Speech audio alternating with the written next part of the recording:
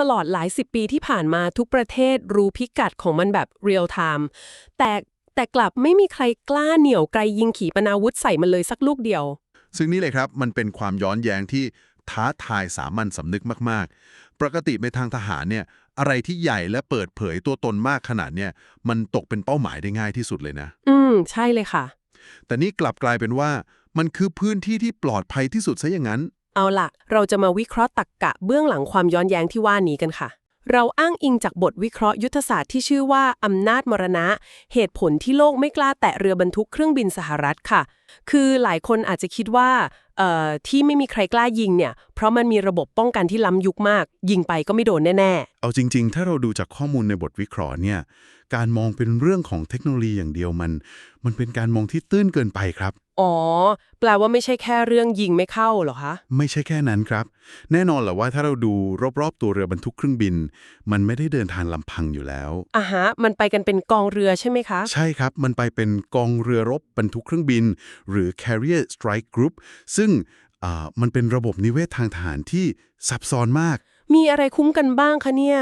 ก็มีทั้งเรือลาดตระเวนระบบเอจิสมีเรือพิฆาตที่คอยสกัดขีปนาวุธแล้วก็ยังมีเรือดำน้ำพลังงานนิวเคลียร์ที่ซุ่มอยู่ใต้น้ำอีกนะครับโหคือป้องกันทุกมิติเลยทั้งบนฟ้าผิวน้ำแล้วก็ใต้น้ำถูกต้องครับการจะฝ่าด่านพวกนี้เข้าไปมันไม่ใช่แค่การยิงจรวดสุ่มๆ 2-3 ลูกแต่มันต้องใช้ทักษะระดับที่ต้องดึงพลังของทั้งประเทศมาใช้เลยเข้าใจแล้วค่ะซึ่งนั่นแหละครับมันนำไปสู่ประเด็นที่ลึกกว่าเรื่องเทคโนโลยีนั่นก็คือสิ่งที่จะเกิดขึ้นหลังจากวินาทีที่ขีปนาวุธกระทบเป้าหมายต่างหากแต่เดี๋ยวก่อนนะคะสมมุติว่ามีประเทศหนึ่งเกิดสร้างขีปนาวุธความเร็วเหนือเสียงที่หลบหลีกเรดาร์ทั้งหมดนั้นได้ล่ะคะสมมุติว่าเจาะเข้าไปได้หรืออาจจะเป็นพวกฝูงโดรนราคาถูกๆนับหมื่นตัวเลยทะลวงแนวป้องกันเข้าไปจนถึงตัวเรือได้สำเร็จในมุมมองทางทหารการจมเป้าหมายที่เป็นหัวใจสำคัญขนาดนี้ได้มันก็ควรจะเป็นชัยชนะที่ยิ่งใหญ่ไม่ใช่เหรอคะเป็นคำถามที่ดีมากครับแต่นี่แหละคือจุดที่เราต้องแยกแยะระหว่างยุทธวิธีกับยุทธศาสตร์ครับมันต่างกันยังไงนะคะคือการที่คุณเจาะทะลวงระบบป้องกันแล้วจมเรือได้1 ลำเนี่ยในทางทหารเราเรียกว่าชัยชนะทางยุทธวิธีครับคือคุณทำลายอาวุธศัตรูได้ถือว่าเก่งเลยล่ะใช่ครับแต่ในภาพใหญ่มันคือความพ่ายแพ้ทางยุทธศาสตร์อย่างย่อยยับเลยนะครับทำไมล่ะคะชนะในสมรภูมิแท้ๆเพราะเราต้องกลับมาดูครับว่าไอเรือบรรทุกเครื่องบินพวกเนี้ยมันคืออะไรในสายตาของสหรัฐมันไม่ใช่แค่เหล็กกล้าเครื่องบินรบหรือแค่ชีวิตทหารนะแล้วมันคืออะไรคะมันคือสัญลักษณ์ของการเป็นมหาอำนาจอันดับ1ของโลกครับคือการจมเรือบรรทุกเครื่องบินเนี่ยมันไม่ใช่แค่การทำลายของแต่มันเหมือนเราเดินเข้าไปในบริษัทใหญ่ๆแล้วแบบเดินไปตบหน้า CEO อย่างอุกอาจกลางล็อบบี้เลยโอ้โหเห็นภาพชัดมากครับใช่ไหมคะ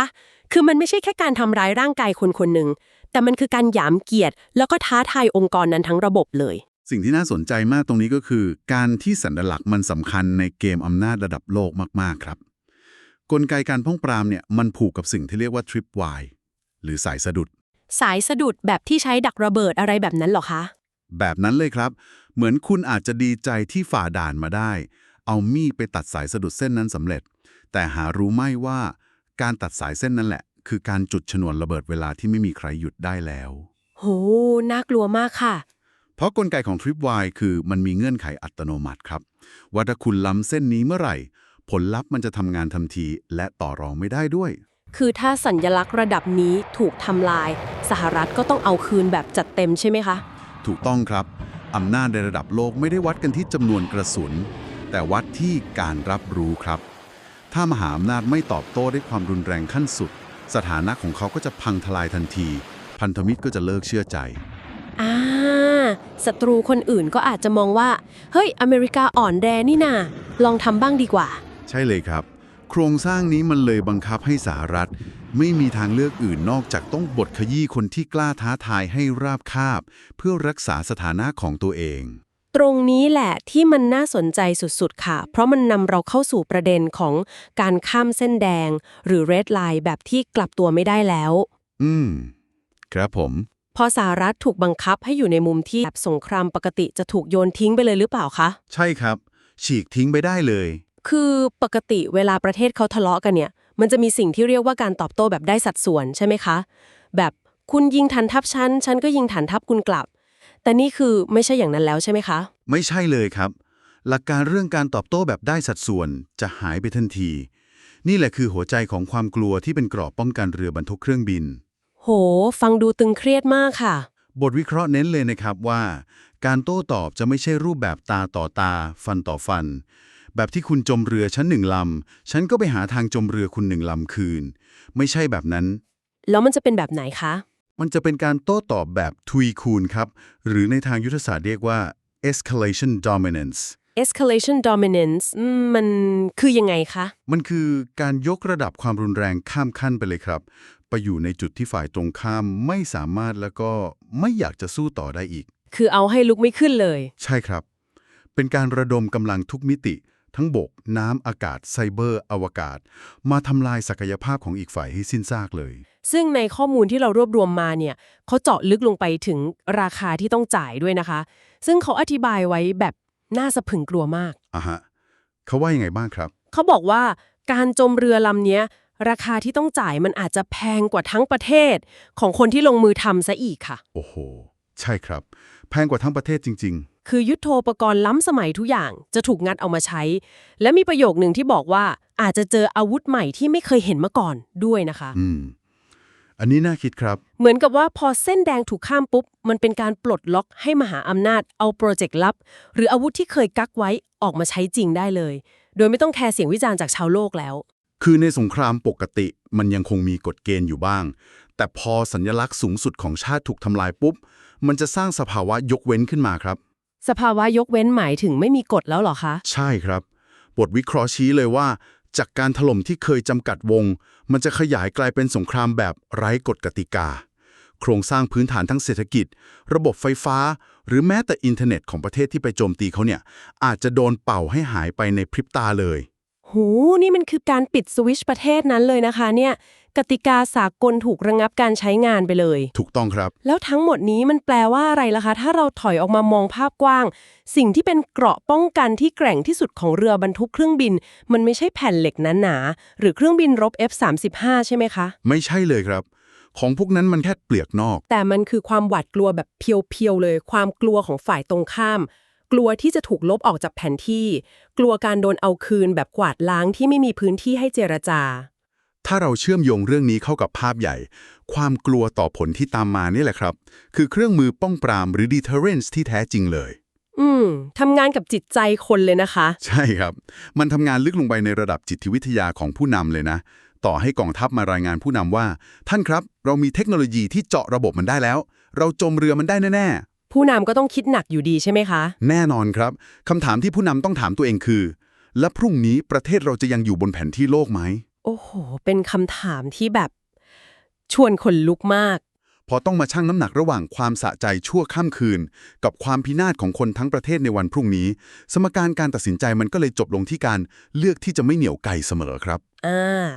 เข้าใจเลยค่ะ เป็นความสมดุลที่สร้างบนความตระหนักรู้ร่วมกันว่า ถ้าทำคือพินาศแน่ๆ ใช่เลยครับ พอฟังแบบนี้แล้วภาพของการเดินหมากบนกระดานการเมืองโลกเนี่ยมันดูเย็นชาแล้วก็คำนวณกันด้วยตรรกะแบบเด็ดขาดมากเลยนะคะ ครับ มันเป็นเรื่องของเหตุและผลที่โหดร้ายพอสมควร มันทำให้เราต้องกลับมามองเรื่องสันติภาพกันใหม่เลยนะคะเนี่ยคือภาพความสงบสุขบนน่านน้ำสากล หรือการที่ความขัดแย้งมันไม่บานปลายไปเป็นสงครามโลก มันไม่ได้แปลว่ามนุษย์เรารักสันติภาพมากขึ้นเสมอไป น่าสนใจครับ แต่เอาเข้าจริงบ่อยครั้งมากที่มันคือสันติภาพที่ถูกค้ำยันเอาไว้ด้วยความน่าสะพรึงกลัวต่างหากล่ะคะ เป็นการสรุปแก่นของ deterrence ได้ตรงจุดมากๆครับ โลกเรามันเต็มไปด้วยผลประโยชน์ทับซ้อนกันไปหมด การประนีประนอมส่วนใหญ่มันเกิดขึ้นก็ต่อเมื่อทั้งสองฝ่ายคำนวณแล้วว่า ต้นทุนของความเสียหายมันสูงเกินกว่ากำไรที่จะได้ แปลว่าเรือบรรทุกเครื่องบินก็ลอยลำโชว์ตัวต่อไปได้เรื่อยๆ ใช่ครับ มันสง่างามอยู่ได้ ไม่ใช่เพราะโลกนี้ไม่มีอาวุธไหนทำลายมันได้ แต่เพราะยังไม่มีใครพร้อมรับพายุอุกกาบาตที่จะตกลงมาใส่ประเทศตัวเองต่างหาก การคงอยู่ของมันก็เลยเป็นทั้งการแสดงอำนาจ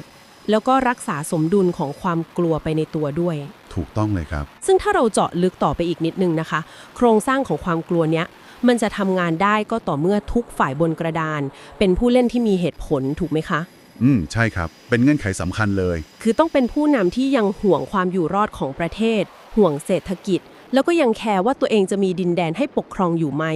สมการป้องปรามมันถึงจะสมบูรณ์เพราะมันเล่นกับความห่วงแหนในสิ่งที่มีอยู่ ถูกต้องที่สุดครับ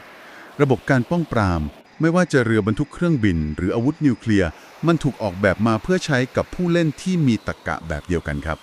คือต้องมีสิ่งที่ตัวเองไม่อยากสูญเสีย และเข้าใจกฎของการตอบโต้แบบทวีคูณ ตราบใดที่ศัตรูยังรักชาติตัวเอง หรืออย่างน้อยก็ยังรักชีวิตและอำนาจของตัวเอง กลไกความกลัวนี้ก็จะทำงานได้อย่างศักดิ์สิทธิ์เสมอครับ แต่นี่แหละค่ะคือประเด็นที่ผุดขึ้นมาในหัวตอนที่เราคุยกันเมื่อกี้ เรื่องอะไรครับ จากที่เราเจาะลึกข้อมูลมาทั้งหมด ข้อสรุปมันชัดเจนว่า เกราะกำบังที่แกร่งที่สุดคือ ความหวาดกลัวต่อผลที่จะตามมาของคนที่คิดจะโจมตีใช่ไหมคะ ใช่ครับ แต่คำถามที่ชวนขนลุกก็คือ จะเกิดอะไรขึ้นในอนาคตคะหากวันหนึ่งบนกระดานอำนาจโลก ดันมีผู้นำกลุ่มอำนาจหรือองค์กรบางอย่าง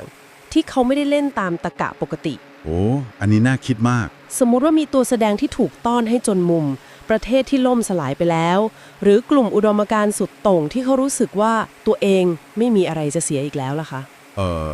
เป็นฉากทัศน์ที่นักยุทธศาสตร์ความมั่นคงกังวลมากที่สุดเลยแหละครับแบบนี้ ใช่ไหมคะ เพราะถ้าเขาไม่มีอะไรจะเสีย ความกลัวมันก็ไม่ทำงานสิคะ ใช่ครับ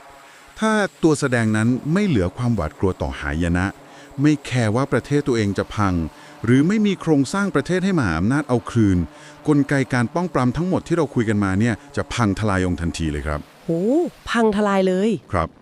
สมการที่เคยคำนวณไว้ว่า อย่าทำนะ เพราะคุณจะพินาศ มันจะใช้ไม่ได้ผลกับคนที่รู้สึกว่าฉันพินาศอยู่แล้ว โห และเมื่อวันนั้นมาถึงนะคะ เป้ายิงปืนขนาดมหึมาที่ลอยลำอย่างเชื่องช้า พร้อมกับป้ายไฟนีออนที่ประกาศตัวตนอยู่กลางมหาสมุทรนั้น อาจจะต้องเผชิญกับบททดสอบที่อันตรายที่สุดเท่าที่เคยมีมาเลยละค่ะ เป็นไปได้สูงมากครับ เมื่อศัตรูไร้ซึ่งความกลัว ใช่ค่ะ เมื่อศัตรูไร้ซึ่งความกลัว เครื่องมือป้องปรามด้วยความตายแบบทวีคูณ ก็อาจจะไม่ศักดิ์สิทธิ์อีกต่อไป